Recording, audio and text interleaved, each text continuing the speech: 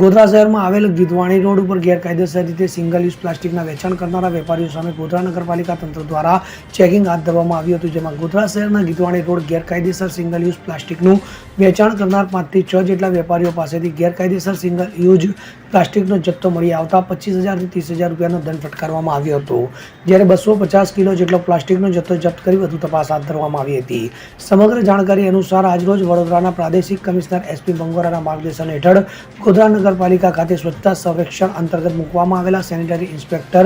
રવિન્દ્રસિંહ રાઠોડ અને ગોધરા નગરપાલિકા પ્રમુખ જયેશ ચૌહાણ તેમજ ચીફ ઓફિસર RH પટેલની સૂચનાના આધારે ગોધરા શહેરમાં ગેરકાયદેસર રીતે સિંગલ યુઝ પ્લાસ્ટિકનું વેચાણ કરનાર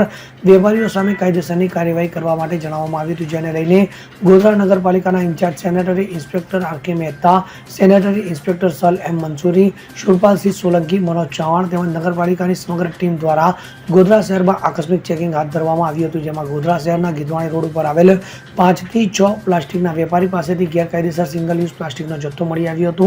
જેથી નગરપાલિકાની ટીમે 250 કિલો જેટલો પ્લાસ્ટિકનો જથ્થો કબજે કરી 25,000 થી 30,000નો દંડ ફટકાર્યો હતો. તો બીજી બાજુ નગરપાલિકા તંત્ર દ્વારા તમામ પ્લાસ્ટિકના વેપારીઓ સામે દંડનીય કાર્યવાહી હાથ ધરવામાં આવતા અન્ય પ્લાસ્ટિકના હોલસેલ વેપારીઓમાં પણ ફફડાટ વ્યાપી જવા પામ્યો હતો.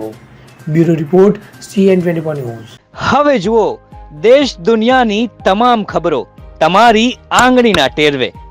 ઉઠાવો મોબાઈલ અને Google Play Store પરથી ડાઉનલોડ કરો અમારી CN24 ન્યૂઝ મોબાઈલ એપ.